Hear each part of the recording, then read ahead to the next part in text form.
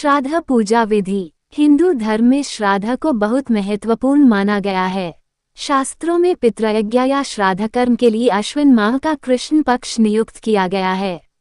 सूर्य का कन्या राशि में रहने वाला समय अश्विन कृष्ण पक्ष पितर पक्ष कहलाता है। पितर पक्ष के दौरान देहत्याग की तिथि पर अपने पितरों या पूर्वजों का श्राद्ध करते हैं। उस श्राद्ध से पितर तृप्त हो जाते हैं। पौराणिक कथाओं के अनुसार ऐसी मान्यता है कि इंसान की मौत के बाद उसकी आत्मा अगले शरीर में प्रवेश करने से पहले इधर उधर भटकती रहती है। इस विचरण के समाप्त होने पर इंसान को मोक्ष की प्राप्ति हो, इसके लिए हिंदू धर्म में पितृ पूजा करने का विधान बनाया हुआ है। श्राद्ध करने की पूजा विधि। सुबह उठकर स्नान करें, इसके बाद देव स्थान और पितृ स्थान को गंगाजल से पवित्र करना चाहिए तथा गाय के गोबर से लीपना चाहिए। श्राद्ध के दिन घर की महिलाएं को शुद्ध होकर पितरों के लिए भोजन बनाना चाहिए। ब्राह्मणों को न्योता देकर अपने घर बुलाएं और निमंत्रित ब्राह्मण के पैर धोने चाहिए। अब ब्राह्मण से पितरों की पूजा एवं तर्पण आदि करवाना चाहिए। हमेशा एक सुयोग्य पंडित द्वारा ही पिंड दान या तर्पण करवाना चाहिए। ऐसा माना जाता है कि उचित मंत्रों और योग्य ब्राह्मण की देखरेख में किया गया श्राद्ध सर्वश्रेष्ठ होता है। पितरों के निमित्त अग्नि में दही, गाय का दूध, घी एवं खीर आदि अर्पण करें। ब्राह्मण भोजन ग्रहण करने से पहले पंचबली यानी कौए, देवता, गाय, कुत्ते और चींटी के लिए भोजन सामग्री पत्ते पर निकालें। दक्षिण अभिमुख होकर कुश, तिल और जल लेकर पितृतीर्थ से संकल्प करना चाहिए। 1 या 3 ब्राह्मण को भोजन कराना उत्तम माना जाता है। तर्पण आदि कार्य करने के बाद ब्राह्मण को थाली या पत्ते पर भोजन परोसना चाहिए। भोजन के बाद ब्राह्मण को दक्षिणा और अन्य सामग्री दान करनी चाहिए।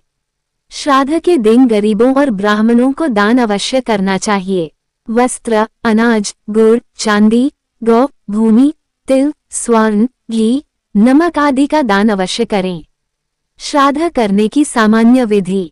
अपने परिवार के 3 पीढ़ियों के पूर्वजों के निमित्त उनकी वार्षिक तिथि पर श्राद्ध किया जाता है। सद्गृहस्थी को श्राद्ध अवश्य करना चाहिए, जिससे हमें अपने पूर्वजों की कृपा प्राप्त हो सके। सबसे पहले प्रातः काल नित्य कर्म से निवृत्त होकर स्नानादि करके ईश्वर भजन के पश्चात अपने पूर्वजों का स्मरण करें एवं प्रणाम करें और उनके गुणों को याद करें। अपनी सामर्थ्य के किसी विद्वान ब्राह्मण को आमंत्रित कर भोजन कराएं और उन्हीं से पूर्वजों के लिए तर्पण व श्राद्ध करें। सबसे पहले संकल्प करें। संकल्प के लिए हाथ में जल, पुष्प और तिल अवश्य रखनी चाहिए।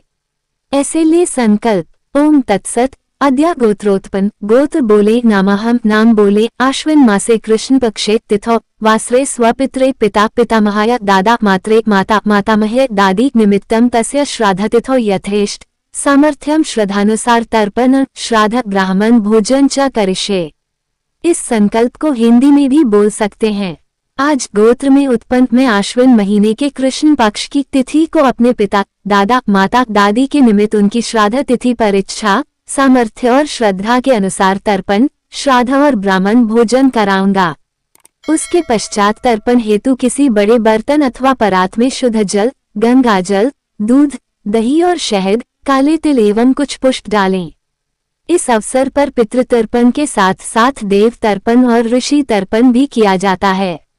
सबसे पहले देव तर्पण करते हैं। सीधे हाथ के अंगूठे के नीचे कुछ दुर्वांकुर लेंगे। बाहर की ओर को उनके पत्ते रखेंगे। इसे देव मुद्रा कहते हैं। ओम भूर्भुव स्व ब्रह्मा विष्णु रुद्रभ्य तृप्यामि। ऐसा बोलकर अंजुलि में कनिष्ठा उंगली की ओर से जल भरेंगे और जहां पर हमने दूब घास अंगूठे की नीचे दबा रखी है, उस और हाथ को घुमाकर बाहर निकाल देंगे। इस मंत्र से 7 बार बोलकर देवों के लिए तर्पण करें। इसके पश्चात ऋषि तर्पण के लिए देव तर्पण की ही तरह 7 बार सप्तर्षियों के निमित्त तर्पण करेंगे। ओम भूर्भुव स्व सप्तर्षिभ्यः तर्पयामि।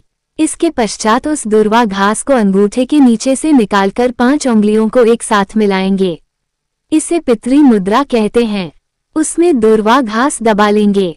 अपने पितृ देवता के लिए 7 बार तर्पण करेंगे। ओम भूर्भुव स्व पितृभ्यः तृप्यामि।